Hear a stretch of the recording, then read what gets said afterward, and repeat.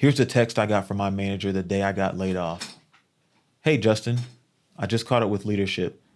I'm sorry to hear about the situation and wish I was able to be there to share more insight.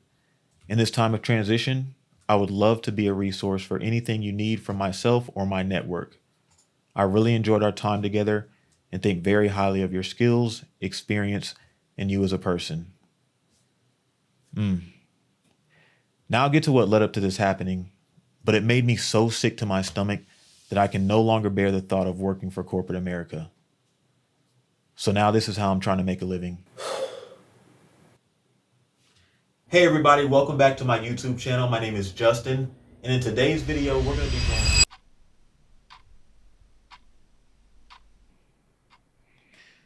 First, let me start off by saying that I don't hold anything against anybody that I've ever worked with or any company I've ever worked for. But over the past 10 years, I've witnessed things that I think qualifies me to say that corporate America has no soul. They have no human compassion. And they honestly can't. Because if you look at how exactly companies are run, they're all driven by earnings, profit and loss statements. And you as a person, I've always heard the phrase that you're just a number. When you work for a large organization, you're just a number. And I always thought that that meant that you're just an employee ID or you're just the 800th employee in the company. But over time, what I've learned that means is you represent an expense. A company pays you a salary, and when they're looking at their profit and loss, when they're looking at their revenue projections, and if they are not as profitable as they want to be, or when they report things to their shareholders showing how profitable the company is, you represent the loss column because you're an expense. And the easiest way for an organization to become profitable or become more profitable is by eliminating expenses, eliminating people's jobs. And all of those decisions come from top line executives that don't even know that you exist. Now, look, I understand that when we sign an offer letter to join a company, in most cases, depending where you live, you're signing a contract that's at will, meaning that you can leave the employer anytime or they can let you go at any time. And I get it. It's business. I'm not mad about being let go or being laid off. What makes me angry is how these companies do it. And a lot of the times you might think that layoffs just come out of the blue. But I have proof that it's completely the opposite. If you are told that today is your last day here, somebody knew months before, weeks before, and you're generally the last person to find out. And the reason why I say that is I used to work for a manufacturing company for 3 years. And the way the office was set up, I sat right next to the director of human resources. And these were cool people, good people, but we would see patterns that would happen every so often. I would say probably 5 or 6 times a year, where most of the time, the office setting, everybody was jovial, joking with each other, all that type of stuff.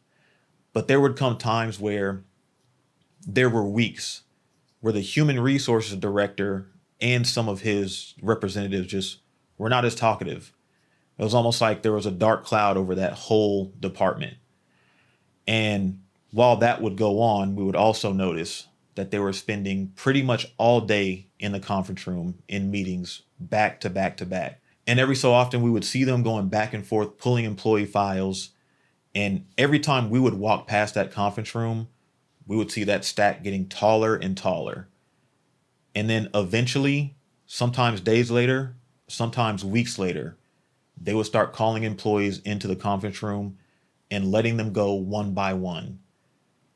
And like I said, I understand that it's business, but when you look at the human component to it, what bothers me is I've seen that there are guidelines to how to lay an employee off, when to lay an employee off. And in those cases, these employees had no idea that it was their last day up until that last day. And there are studies that you can pull up on Google that show the best times to lay off an employee is going to be late in the day so that they don't have to walk past their other colleagues and save them the embarrassment or the shame, or that later in the week is the best time to lay off an employee so that they can deal with the anger and the shock over the weekend so they can go into that next week starting to look for other jobs. But the one thing that I noticed during that time period that made me think that it's not only a lack of human compassion, it's almost disrespect, is that when they would call those employees in to lay them off or let them go or what have you, they would bring the security guard to walk them out. And if you're talking about shame and embarrassment, I don't know anything else that's more embarrassing than that, that's more disrespectful than that. And I'm not saying anything against the human resources department, because like I mentioned, most of these decisions are coming from top down, and human resources is pretty much sworn to confidentiality. They're just following orders. But to the people that are making the decisions to lay people off, to let people go, I don't think they understand what the ripple effect is to that. I mean, this person has to, in an instant, figure out how to go home and tell their spouse or tell their family. They have to figure out where their next paycheck is going to come from. They probably have to start polishing up their resume and start applying for jobs. And that's not mentioning the mental impact that it has on somebody, especially the longer that you've been employed for a company. When they let you go, you feel lost. Your confidence is shot. There's so many things that happen, which is why I feel disgusted by corporate America at this point in my life. Now, when I got let go, it wasn't as humiliating, but I still felt insulted. And the reason why is because I've been in human resources for almost 15 years. I've seen dozens and dozens and dozens of layoffs, terminations, and I know what the process looks like. So I can read the signs pretty well. And the day that I got laid off, it started off with me getting online at about 8 a.m. and I was working for like an hour. And then all of a sudden at 9 o'clock or around 9 o'clock, I had gotten a random meeting thrown on my calendar from my manager's boss. And mind you, this person I have never had a one-on-one conversation with my entire time working at the organization, the whole time. And the meeting was titled Quick Catch Up. So as soon as I saw that, I knew that that was my last day. I understood that. The thing I didn't like about it is that meeting was scheduled at 4 p.m. in the afternoon, and it was 9 a.m. So as an employee, I was supposed to sit there on pins and needles, wondering what the meeting was about up until 4 o'clock. I don't know. For me, that wasn't what I was going to do. So I emailed my manager's boss, and very respectfully, I just asked, hey, is there an agenda for this meeting, or can you share any details so that I can come prepared? I didn't get a response for maybe about an hour. And so with that said, I texted my direct manager, my boss, to see if he could tell me anything about this impromptu meeting that got dropped on my calendar. And I'll read you the exact text and his response to show you the reason why I felt like my intelligence was insulted. So here's my text to him. I said, hey, it's Justin. Hope the PTO is going well, and sorry to hit you up on your day off. I had an impromptu meeting hit my calendar this afternoon for a quick catch up. Might you know if all is well, or is my position at risk? So I was even giving them an out to just let me know, just treat me as a human being. Is my position gone? Now, here was his response to me. He said, hey, man, no worries. And I don't know anything about that. I can ask, but also might be a skip level. And a skip level is just a meeting with your boss's boss. Said I can ask, but also might be a skip level, as I know he mentioned doing more of those. Let me see if I can find anything out.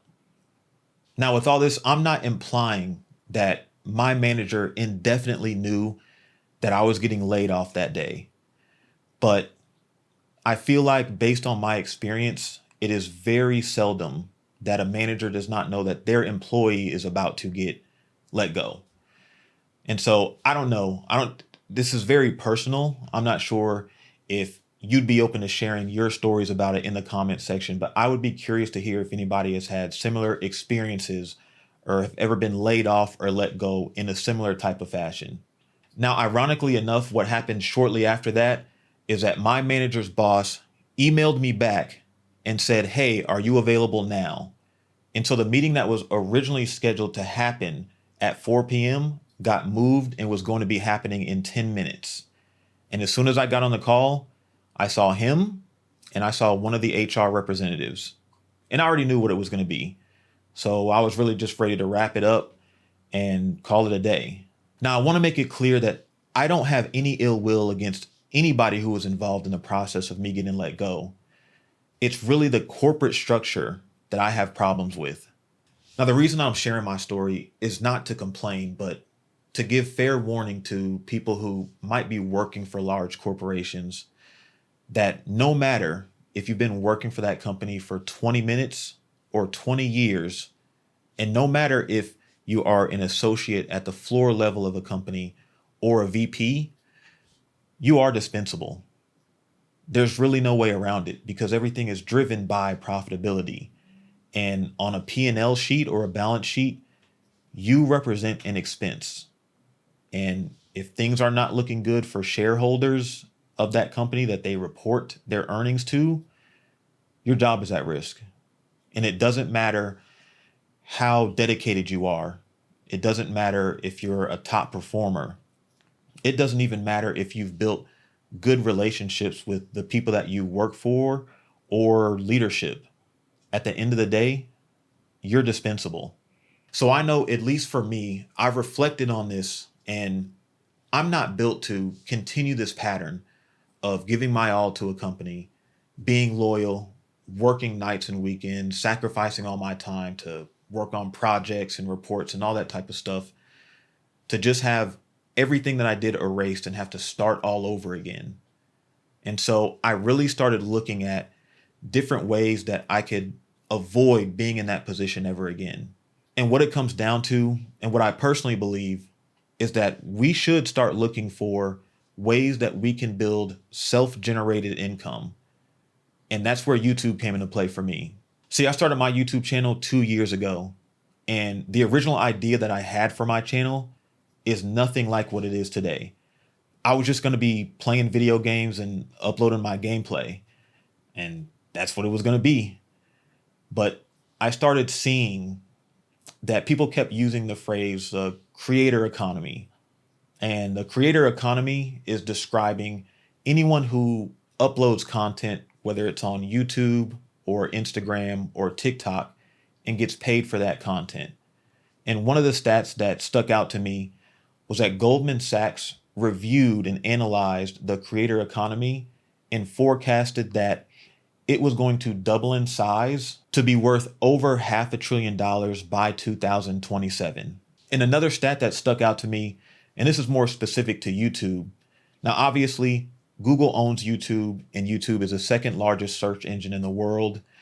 But YouTube is getting over 1 billion hours of watch time on a daily basis and 5 billion videos that are watched every single day. And for those creators that understand the art of getting people's attention, they're making a full-time income creating content and posting videos online. So I kept looking into how exactly creators are getting paid. And what I found out is there are two main ways that I plan to use in my strategy in my business to make money on YouTube. The first way is through advertiser revenue. And what that means is anytime that an ad pops up when a viewer is watching a video, there's a company that is paying for that ad to be placed there. And so anytime that somebody watches that ad, then some of that money that the advertiser is spending will flow through to the creator themselves. But there's a couple of problems with ad revenue on YouTube. And one of the biggest problems is that no two creators is getting paid the same amount of money for their content. One creator could be making $2 for every 1,000 views they get, while another creator is getting paid $20 for every 1,000 views they get. So you could stand to make a lot less or a lot more money. Let's take my channel, for example. The first paycheck that I received from YouTube for ad revenue was nearly $800. And more recently, I've been learning about the art of getting people's attention, and I posted a couple of videos that have gone viral for my page. And each of these videos have nearly 300,000 views apiece. And from ad revenue alone, the next check that I'm going to be getting from YouTube will be nearly $2,500. And the thing I think is even more problematic is that not every creator is eligible to receive ad revenue from YouTube. In order to do so, you have to be accepted into the YouTube partnership program. And in order to do that, your channel has to have at least 1,000 subscribers and 4,000 hours accumulated of time people spent watching your content. And that's not easy. I mean, to be honest, most people give up before they even get close to 1,000 subscribers. And that's why I think that the second way that most creators are making money is much more beneficial. And that way is called affiliate marketing. And not a lot of people talk about affiliate marketing in depth, but from a base level, affiliate marketing is when you refer a customer to a company to buy that company's product or service. And once that customer spends money, then you, as a person who referred them over, would then get a commission or a flat rate of pay or some type of payout for making that connection.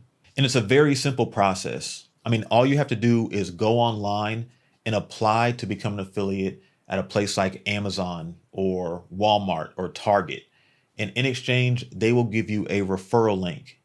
And that referral link you can place in the description of your YouTube videos. So anytime that somebody clicks on that link and purchases something from those stores, then you get a commission from that. And over time, as you start building a content library, videos that you created months ago or years ago can be snowballing, making you affiliate income so that you can take back more of your time while doing things that you're passionate about. And the best thing about affiliate marketing is you don't have to have any sort of following. I mean, you can technically start a YouTube channel today, post your first video today, and if somebody clicks that affiliate link and purchases something, you can start earning money today. And there's a lot of different affiliate programs out there to where your earnings could be uncapped. But as an example for me, I work with one program to where if somebody bought a very inexpensive item, I could be getting paid pennies for commission. But I have another affiliate partner where if just one person signed up, I would get $200. And I'd get $200 for every person that signs up for their service. So affiliate marketing is going to be the main way that I look to make money on YouTube and start self-generating income. But I'm not going to be the guy that tells you that you can get rich overnight doing this. I'm actually telling you that you can't get rich overnight doing this. And it's a process that builds up over time. I mean, I was just looking at my first affiliate payout that I got from Amazon Associates, and it was $4.31. I mean, that's nothing to get excited about. $4, like, what are you going to do with that? But the strange thing about it is that when I saw that payout, I got more excited than any 5-figure or 6-figure salary that I got from working a job that I couldn't stand, because it was proof to me that I could self-generate income. And if I just stick with it, I can start pivoting away from relying on a 9-to-5 job or a corporation to cut me a paycheck. Now, from that time, I learned more and more about how to be more effective with affiliate marketing, to where one of my affiliate partners within a 90-day span cut me a check for nearly $2,000 because I was able to continue to refer people over to them to buy their services. And because my channel is all about helping people make more money, so they can eventually become their own boss. I documented every single step that I took to help me get more views on YouTube, help me get more clicks on my affiliate links, and help me start self-generating income. And I put it in a very simple step-by-step walkthrough. And that walkthrough I'll be releasing in the second week of July.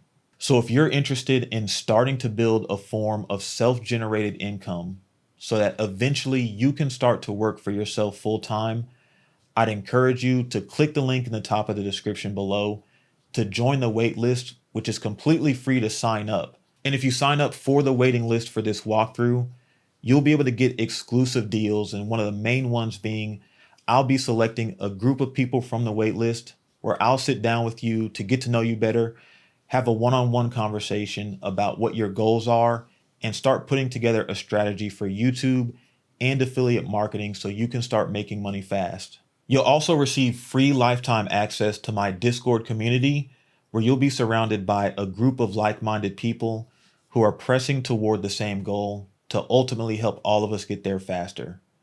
There's a lot of other freebies that you can read through on the website. So if you're interested, I'd encourage you to click the link in the top of the description below and take a look at all the perks that you'll receive and all the information about this step-by-step walkthrough that I'll be releasing the second week of July. But if you just want to follow along in my journey, feel free to subscribe to the channel because I will be sharing a lot more ways to grow on YouTube. But if you don't take anything else from this video, please understand that there are a lot of ways to make money, and you do have the power to control your own destiny. If you have any questions, leave them in the comments, and I'll catch up with y'all soon.